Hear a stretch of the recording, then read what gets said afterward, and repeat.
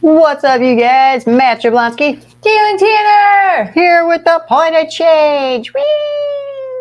Hello, hello. Yeah, we got Caitlin up here for a video, everybody. On a Tuesday On night. a Tuesday And this night. motherfucker's got his teeth back in. I got a what? I said you got your teeth back in. Yeah, I got my teeth back in. Ain't I terrible? As you guys come in, give me some likes, some loves, some shares, some comments, all that good stuff. Let us know where you're watching from, or a recovery date, or just a hey Maddie or hey Caitlin, what's up? Just so we know who's watching. Facebook doesn't always tell me. If you're not watching live, you can drop a hashtag replay down there and still hang out with us. Tumbleweed's over on YouTube. What's up, Tumbleweed? What's up? Hey. Zach, what's going on? He says, mic check, mic check. Oh yeah? Can you hear me? Hello, hello. Hello? Check one, check two. I was expecting a tree, says Brendan. Ha! I named the video Maddie and Caitlin sitting in a tree. Yeah? Yeah. I forgot about that. Just did it. Already forgot about it. What's up, Angie? What's going on? Yeah, no tree. Sorry. False advertising. False advertising. Yeah. It was just what came to my mind as soon as I typed Caitlin and Maddie. And I was sitting in a tree. Kissing. First comes love. Then comes marriage. No, baby carriages. Who knows? What's up, Josh? What's going on, man? Nick, good to see you. Brendan, I got the tree. He's got the tree. Good. I get it. That's funny. You children. Oh, Angie tagging people. Good. Get those misfits in here. Go work. Josh, I'm sure there was a tree or two involved. There's been a tree or two involved in the process. Mary, howdy, here for a minute, going to bed soon. All right, on. Well, glad you came by to hang out with us for just a minute there. Dana, how are you? Good to see ya. See how glitchy we're looking on my, are we all fuzzy on you guys' screen? It's all fuzzy on my phone sitting here. Super fuzzy, right? Ah, what's going on Doesn't there? look fuzzy on there. No, there, of course, it looks great on there. That's just phone issues, Facebook, and it's bull crap. Hopefully we look clear for you guys. Obviously, it's giving us some issues. Angie says it looks fine. Let's see, Nick, thanks for sending us that article earlier. That's some really good stuff. Good. Appreciate it. I'm glad you got something good out of it, man. I've struggled with all that kind of stuff before, and stuff like that has really helped me get to where I am too. So good for you, man. Maria, good to see you. Everybody says you're fine. Good. Mary, Maddie, I got to get you and my Xander chatting for sure. Right on. That'd be great. Josh, you got a clean date coming up, bro, with mine right behind you. Yeah. February 3rd on Friday. I'll hit 6 years meth free. Woo! That's exciting. Is it February 3rd? I have it marked as February 6th on my calendar. Do I? What's Friday? Friday's the 3rd. Oh, okay. That's where I have it marked. Okay. I'm glad we got that cleared up. Yeah. Well, 2 times 3 is 6, so I see the confusion. What's up, Michael? Good to see you, man. Brandy, how's it going? Dana, my mom loaned me money to get my car fixed, and my manager is a mechanic. I'm so overwhelmed with love and a caring family and friends. God is great. Amen. So, Caitlin, how's school going? School's going really good. Yeah. I'm holding a high standard of being a straight A student right now. I've gone through a lot of different classes that are, gone through and finished and passed with A's. So yeah, that's pretty exciting. First time being a straight A student. Yeah, that's not something I have ever done before in my life. When I told my mom, oh my gosh, she was like, woo! And got so excited over the phone. She almost cried. And she's like, oh my God, that's so cool. I was like, yeah, I don't think I've ever been a straight A student. She's like, never. Thanks, Mom. So that's going really good. And I'm just really excited with the way everything's going. And it's been really transformational and really healing. And allowing me to look further within on a lot of stuff, and so it's been really good. Yeah, for sure. Now you're in clinic now. Yeah, I had my first day of clinic last Sunday, so that means that I go to the school and they have a clinic office set up there, and they bring clients in, and some of them are new. A lot of them are returning clients to come to student clinic, and then I do an hour massage there so I can start earning my hours to earn my license. So that's really cool. The first time was a little nerve-wracking. The nerves hit me like right before my first client came, and it's all just trial and error, and so it's like more of a professional setting than here in our home, which I have been providing massage here in our home. I have a whole office set up and everything, and it's been nice, but it's all people. My clients at home are people that I know, and so working in clinic is complete strangers. And so it was different. It was my first time working with someone that had osteoarthritis and a rotator cuff injury, and then another person that had scoliosis, which I thankfully was really comfortable with since you also have scoliosis. So, but yeah, all that's going really good. And yeah, it's definitely a learning development and everything, but they're definitely setting us up for success. Heck yeah, I'm proud of you. You're doing so good. And it's so cool because like when we met, that was like one of your things you talked about was that you wanted to be a massage therapist someday. Mm-hmm. Now you're doing it. Yeah, you're doing the damn thing. For sure. It's really exciting to share, and it's really intimidating to give her back massages now, though. Because I know nothing. And she knows everything. Earlier today, he's like rubbing my shoulders and he's like trying to rub my hand and stuff, and I was like, before I went to school, I thought all this is great, and now I'm like, now I suck. You're not really doing nothing. Now I suck. But the touch is enough. The touch is enough, and I appreciate the gesture.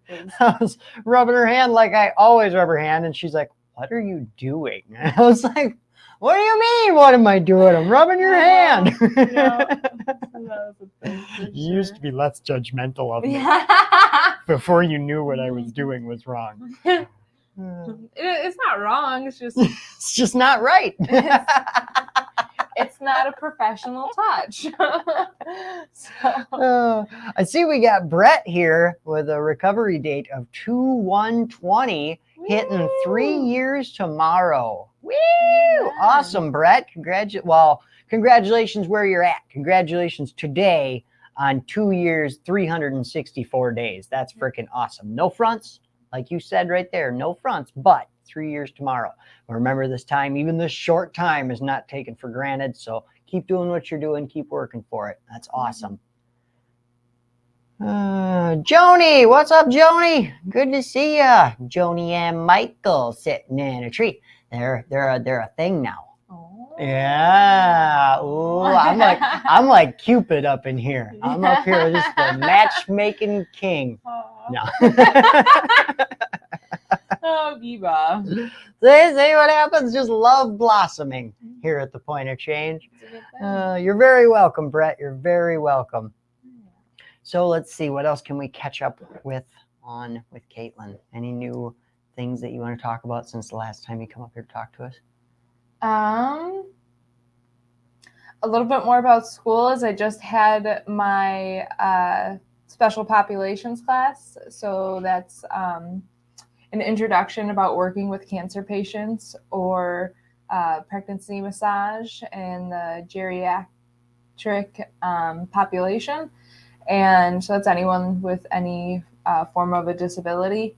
So it was an emotional class, that's for sure. The teachers really have something really valuable to bring to the plate right now. And I'm beyond grateful for that. And it was really nice to learn something else and just have an idea of later, this is something they say for after you graduate and you get your license, for 2 years, you should do massage before you do any more continuing ed to follow like a certain path or something like that. And I'm starting to feel like more and more led toward what my path will be. And that's energetic healing and all of that. And it's really awesome to be like, it's stirring up a lot of healing and transformation for me. So that's been really awesome. Yeah. So. No, what about let's talk about marriage counseling, premarital counseling. Yeah, premarital counseling. Yeah. When I first mentioned that to my family, they were absolutely mind blown, especially my mom and my grandma. They were just like, that's so cool that you're doing that, because there's so many people, even after marriage, will not do it. And it's been a way for us to grow even closer and to realize like that we're really on the right path with our communication skills, and the thing, like we had to write out a list of the things that we admired about each other.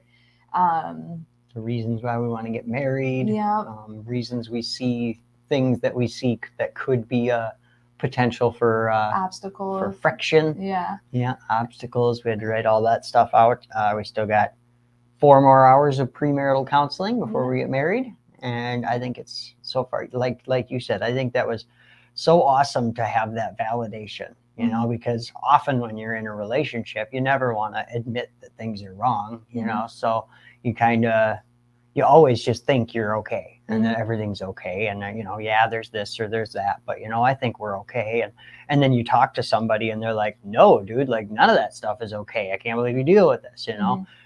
So it's good to actually get in there and talk to him and like find out that he's like, oh wow, you guys already do that, you know. Wow, you guys are way ahead of the game. You're gonna do great if that's how you guys communicate. This is awesome. Like, and that was really cool to have that validation that we might, you know, it's not just we think we're doing good, we actually are doing good, you know.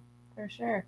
Yeah, and some of the homework that we got was to each day share a soul word with one another, and then give some words of encouragement back and forth, which we already do on a very regular basis, but to actually be like, oh, what's your soul words for the day? And that's been really cool to like do that as well. For me, it's almost, I think what we did this morning is a little better to check in with the body, mind, and soul. You know, how's your body feeling? How's your mind doing? How's your soul doing? You know?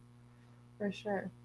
Yeah, it's been a cool experience. It really has. I'm beyond grateful to have this man as my partner and soon to be husband, and that we're both willing and open to always like hear what the other one has to say, and like not afraid to go to counseling, even if we don't really need it, because it like allows us to get to like a more deeper understanding of each other and why we love each other, and good exercises. And like our Pastor Kevin, who's our counselor, he also had told us that like these sheets that we've been writing out, and then like we have other assignments going forth into this is something that like we can kind of keep on the side, and then like later in life, if we're ever coming across a struggle and being like, oh, why did I marry this person, we can look back at this and remember those attributes that we fell in love with to begin with. And so that's really cool. I really liked the comparison he made of like when you're going to buy a new vehicle, like you research that vehicle, you look into it, you read the owner's manual, you know, all that stuff over a vehicle. And often we don't think about like a marriage as that, you know, that big commitment that you're making. And maybe you should read up a little bit. Maybe you should look into this person that you're going to get married to, you know? And I thought something that was really cool too. He's like, what do I think Matt's values are, and what does Matt think my values are? And you know, because sometimes people don't even realize that, and then you get married and you're living together, and you find out that some of your values don't match up, and they clash a bit. And it was really cool to see like he knew what some of my values are, and I know what his are, and just like little things like that. Like we weren't really thinking about it, but like you think subconsciously, like I think I know those things, you know. But to actually say them out loud and everything, and share what some extra one values might be and everything, and you know, where some maybe butting heads happen, and to know like, oh, there's a value being crossed right now. That was another excellent point he made of like when you feel offended, when you feel yourself getting either bigger or smaller, you know, either you're getting upset and angry or you're shrinking and backing out of the situation and backing down. Often that's caused by a value that has been crossed. Somebody did something that upset one of your core values, something that you really think is really important, and they went against that, and that can cause you to really get riled up inside of you. So we talked a little bit about different things that rile us up on the inside, not necessarily about each other, just things in the world or whatever, things that we hold a value for, you know. And I think that was a excellent point. And like, yeah, it was really good for us to learn those things. And his example of it was a personal example, but how for years he was the kind of guy who it's really important for him to be at work on time and to stay there until all the work is done, while his wife was holding this value that it's really important to get home on time after work. So they were having this clash of he'd come home late from work because he likes to stay until all the work is done. And here she was holding this value of being home on time and dinner's ready and, you know, you need to be here at this time. So that was a clash of values for them. And now that they understand the values, that they're able to work through that. And I think it's all awesome because we're going to be together for the rest of our lives. So we got a long time to figure all this stuff out too. But it's good to be ahead of the game and identifying this stuff early on. And I mean, it'll always be a continuous battle or not battle necessarily, but growing and evolving. Values change over the years, things change, and you know, it'll just be something. I think that's something that I really think is awesome about not just us getting married, but marriage in general. Like the idea of having someone that you take into consideration on like everything you do for the rest of your life, you know, and like how awesome that really is and how much it teaches you to meet in the middle, to, you know, to be open to, what's the word I'm looking for? Compromise, you know, how to compromise with somebody and how to, and to have somebody to bounce my ideas off of and somebody to keep me in check and somebody I can keep in check, you know. Yeah, helps with the old brain. Let's see, Angie, I think premarital counseling is an awesome thing. It really is. It's a really, I mean, counseling in general, we talked about it this morning too, how the importance of counseling and getting with a professional who knows, not necessarily, you know, some people look at counseling like, oh, you got to pay this guy to talk to you, you know, and that's such a simple way of, you know, I mean, yeah, you're right, but that's not the point of it. Honestly, the idea of counseling, just to have somebody who from an outside perspective can hear the things you're either going through or the things you're coming into or whatever, and they can give you advice, and they've actually been to school and read the books and know a thing or two about, you know, coping skills, and they can teach you new coping skills and different ways to look at things so that it doesn't cause the, you know, issues in our head that we often have. Counseling is super valuable. Yeah, most definitely. And like, even though we're in marital counseling together, I'm actually doing my own personal counseling as well, because I know that there's things within me that still need healing, and to be talked about with someone that I can confide in and everything, and that's been a beautiful blessing too, to know. Like, I've seen several different counselors throughout my life, and, you know, like, okay, go for a little bit and I'm doing good. And if I ever fall off the track or I notice something new where like this old repetitive thing is coming up, and I seek out help.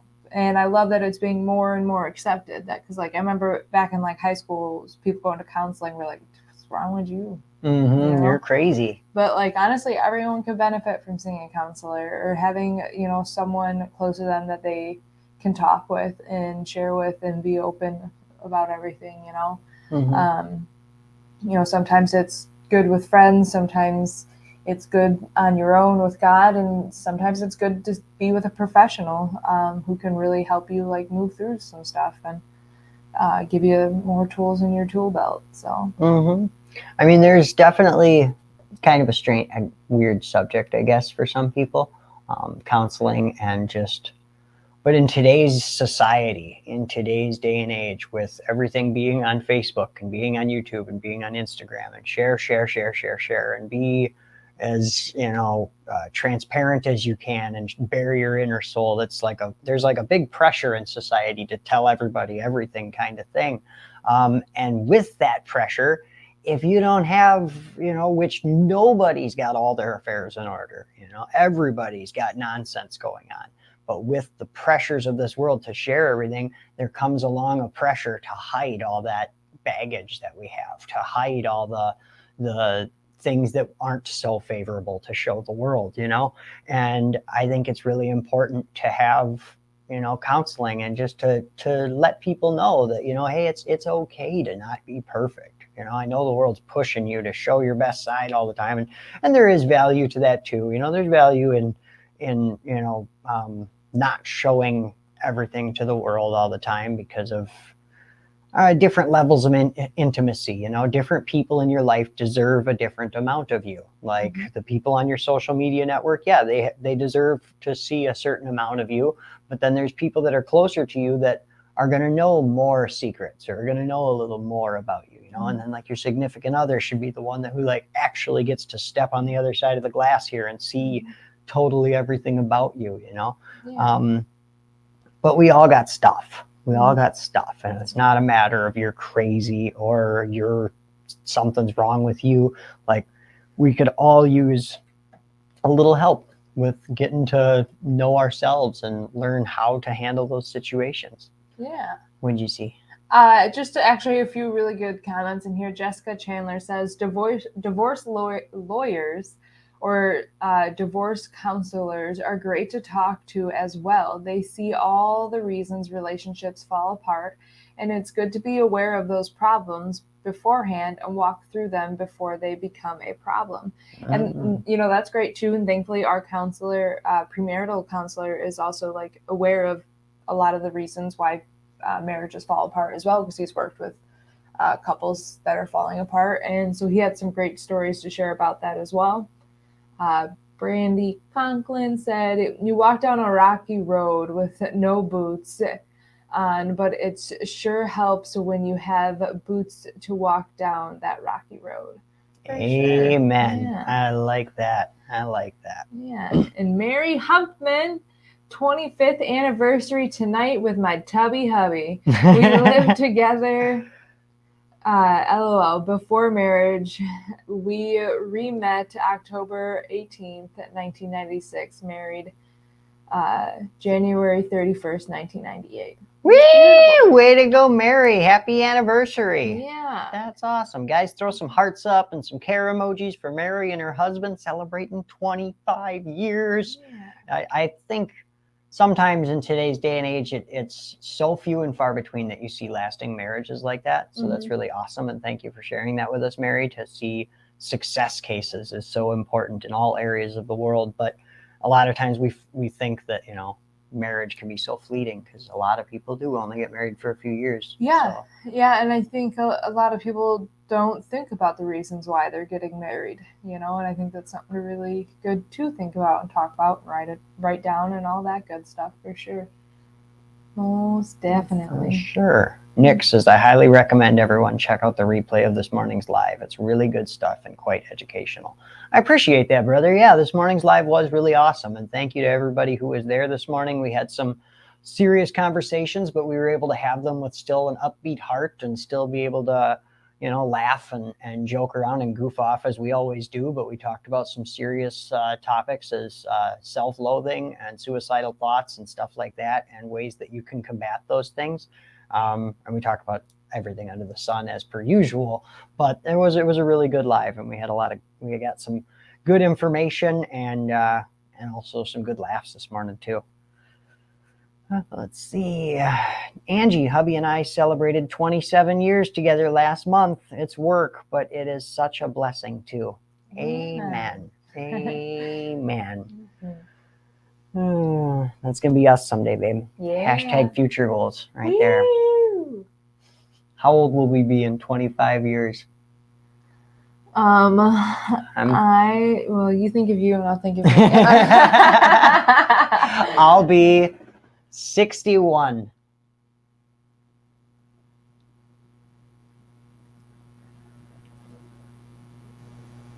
You'll be more than that in 25 years, because I'll be 63. You did something wrong. Right, so I'm 36, so you plus 5 to that, that's 41. Then you plus 20 to that, and that's 51, 61. So I'll be 61. Oh, okay. So then I'll be 50 something. We'll be old. Plus 20, so that's 28. or 48. That's 50. 25 and 25 is 50. All right. So then 3 more, right? So you'll be 53. I'll be 61. We'll be old. We'll be old. For sure. You're still going to love me? Yeah. All right. Most definitely. Good. Have a big old home and nice and lots of property, big old garden. Woo! Maybe a horse Maybe a horse. or two. Maybe a horse. Of course. Jessica, me and my old man have been together for almost 10 years. We're ready to get married, but we have to work through the financial parts of it. I didn't realize how much changes financially after marriage. Ooh. What do you mean? What changes financially after marriage? She's going to take all my money. Like tax stuff and all that changes. Yeah. Yeah. Don't you get better tax rates or something once you're married? I could be wrong. I'm not really sure. We're not educated about I that. don't know all that stuff. I just know I want to marry this woman, all right? We'll figure all that shit out once we're in it. I thought you were talking about the financial parts of the actual marriage itself. I was going to say it is expensive, but there's ways to cut costs here and there. And the venue we have, the lady who set up our venue for us, she was so awesome with not putting pressure Not being on us. a salesperson. Yeah, she wasn't being a salesperson about it. She was not putting any pressure that we have to choose that venue. And she was very educational as far as what we could do for food that would save us money, and told us don't feel pressured to buy alcohol for these guys. If you want to open a tab and you just want to tell me here's $100 if everybody, and have $100 limit on that, and then everybody buys their own. Or if you don't want to pay for any alcohol, you don't have to. She was like, no one here is coming to make you go broke.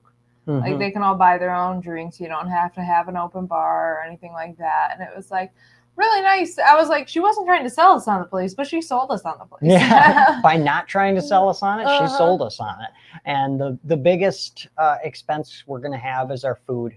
Other than that, the venue for the actual videographer are the two priciest things we got going on. And the venue for the actual marriage is free. We're just getting married down at the park. We just got to get the chairs from the church and bring them down and set them up and set up our decorations and stuff and have our decorations down. But so the actual ceremony is 100% free as far as that's concerned.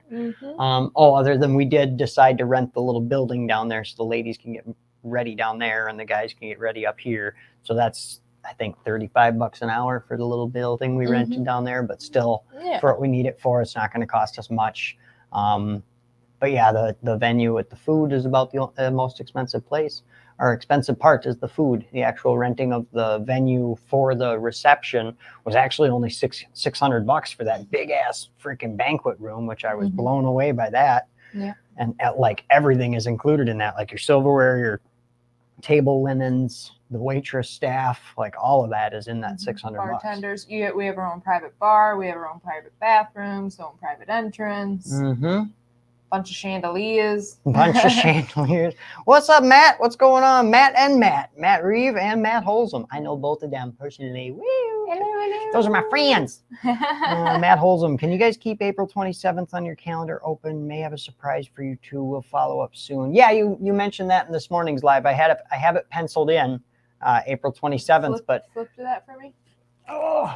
But shoot me a message, Matt, and let me know what you're planning and what you're thinking and stuff before you get. I don't know. You're literally giving me zero details here. So, so let me know what you're thinking and all that stuff, man. Yeah.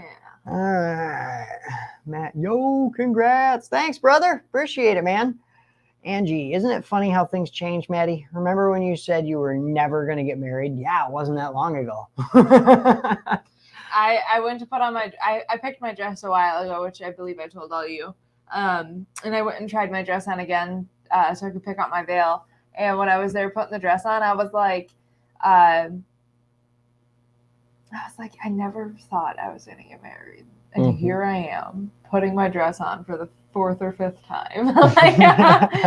And so it's just like cool that like it still hits me sometimes. Like God works in mysterious ways. When I first met this guy, I was like, even if we fall in love, I leave. I'm going back to the mountains. Like, okay.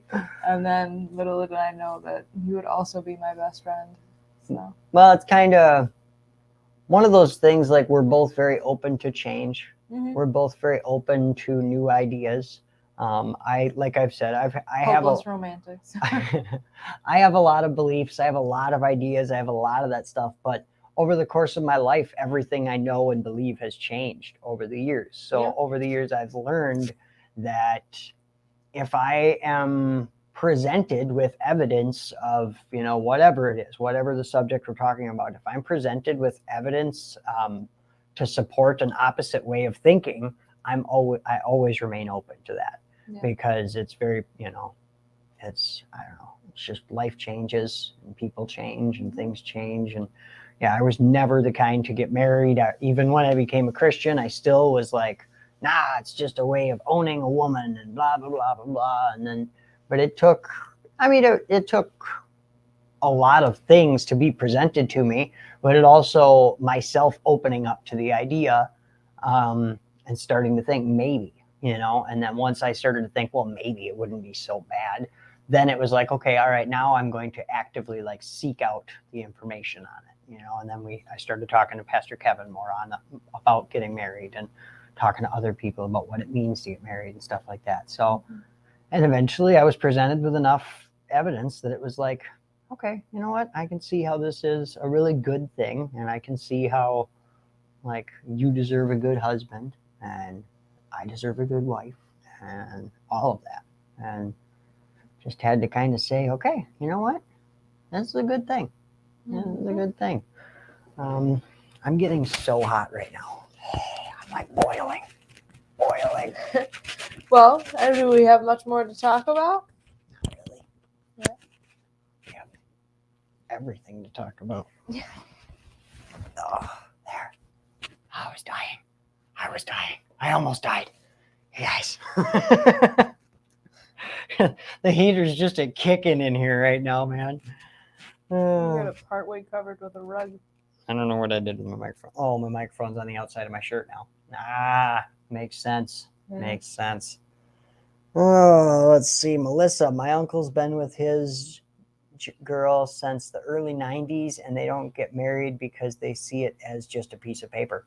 That's the way I seen it for the longest time. That's kind of another way that I viewed it. It's just a piece of paper. I don't need a piece of paper to tell me that I love you. And I still agree with that. You don't need a piece of paper to tell somebody that you love them, and I can understand the fears of the things that come along with getting married, and things change when you get married. They say that all the time. But I guess and I don't like to preach to you guys very often. When I preach to you guys, I like to name the video Jesus stuff so that anybody that doesn't want to hear that crap can turn the other way. So, but on a Jesus level of things, I really see the goodness in it. And I see God's intention in it. And I see the goodness in binding yourself and declaring your love, not only between each other and to your families, but to God himself, and saying, this is what we want. I see the value in all that stuff. So I guess, on a lot of different levels, I've come to realize that it is a good thing. Melissa, I can understand it, but I like celebrating with family as well. Amen.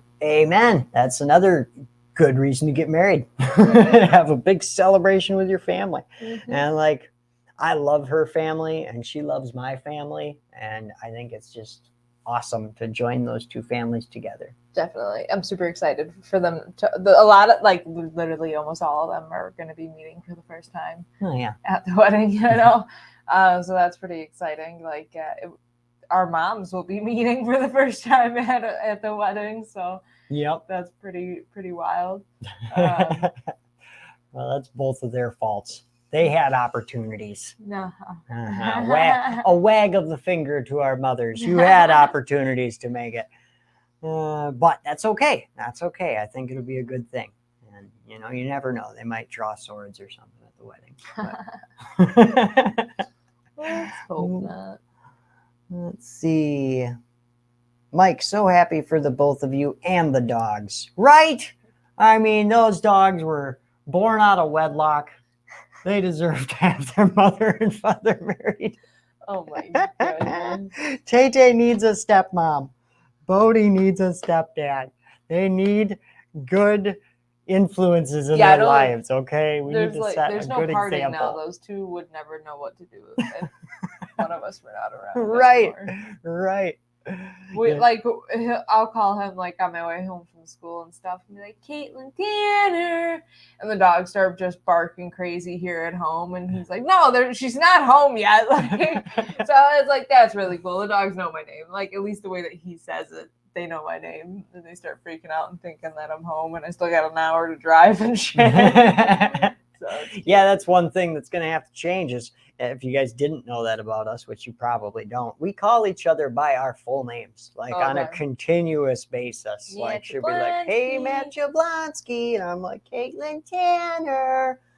Yeah. No, it's going to be Caitlin Jablonski. There's another syllable in that. There's another syllable. It'll work. We'll get it. But when I answer the phone when she calls before she leaves school and I yell her name, the dogs instantly freak out. Jessica, I've always seen marriage as just a piece of paper, but now I see it as more of a commitment. It's a commitment to your significant other that you're willing and ready to spend the rest of your life with them. Amen. It's definitely a commitment, and it's a showing that, yeah, I'm ready for this, and it's saying I'm not only am I willing to put my heart into this, but also on the financial aspect of it, I can see the beautiful side of that as well, to say that I love you and I respect you enough to where I'm willing to put my heart into this, and I'm willing to spend my hard-earned cash on sealing our love forever. I'm boring her. You see? It started to happen. You should have.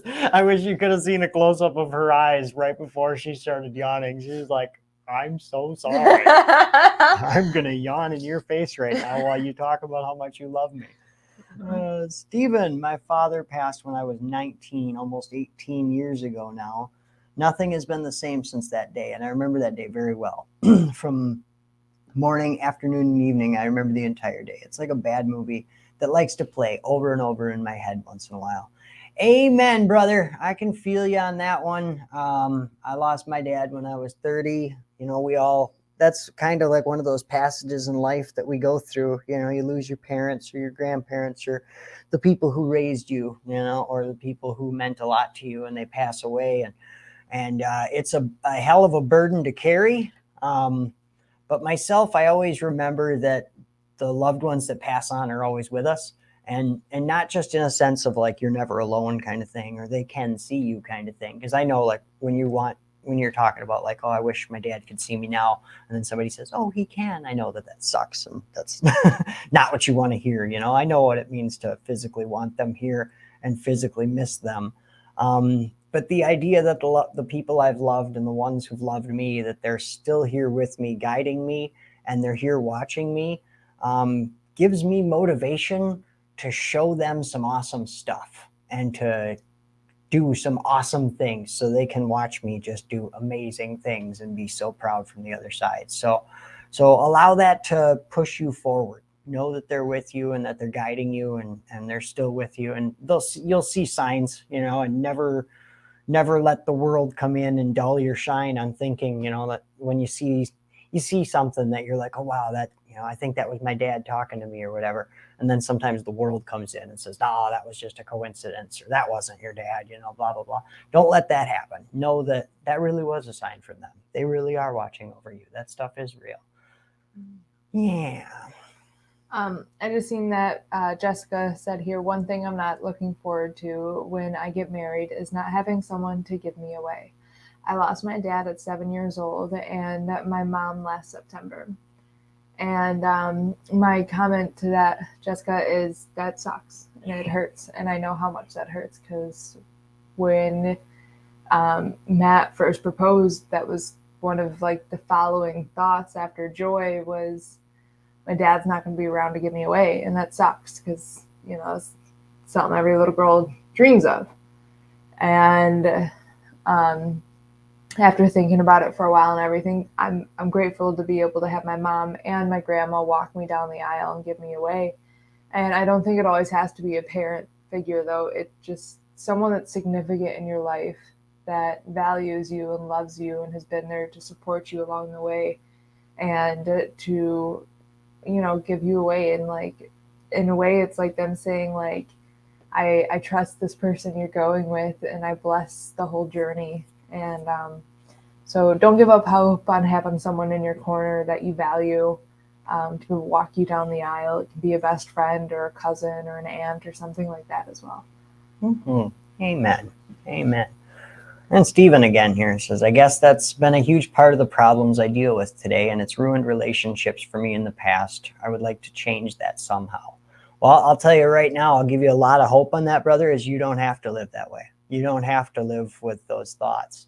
And one thing that will come off kind of cold when I say it, it always does.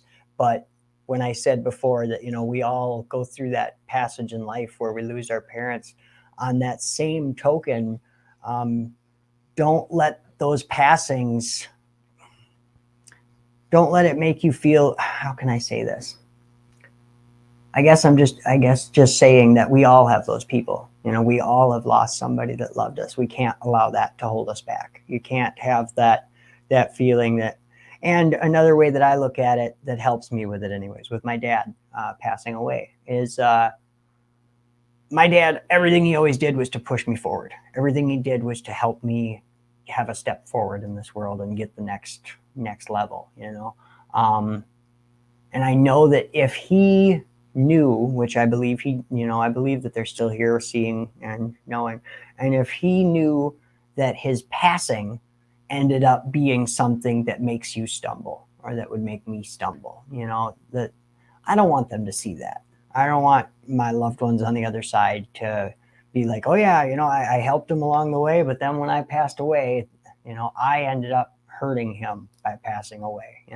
Don't allow it to be that way. Don't fall into the pity party, so to speak, of, oh, woe is me. We all have loved ones on the other side that we've lost, that we wish were still here, but we can't allow that to hold us back. We got to let that push us forward. Mm-hmm. All right.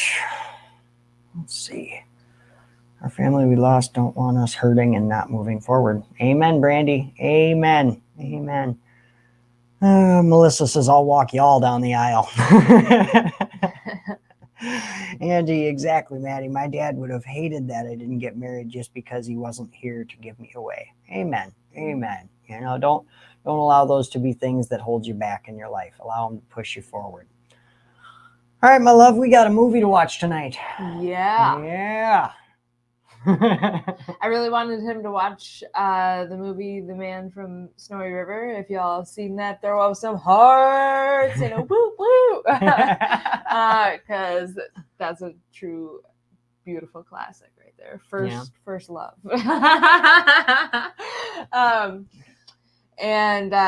But not a single heart. Nobody's seen that movie. Nobody's seen The Man from Snowy River.